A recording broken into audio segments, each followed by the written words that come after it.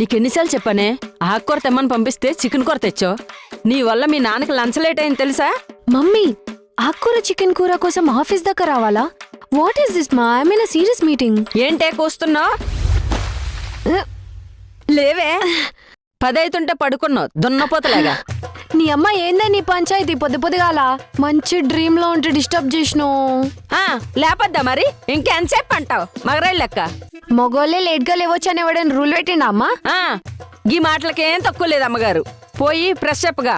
ఈ అమ్మ కోడి కుయ్యక ముందు లేచి కోతలే కొర్లుతుంది. నైట్ అంతా కొరియన్ సీరియల్ చూసుడు, లేట్ గా లేచుడు. ఇదే పని అయిపోయింది ఇంకా.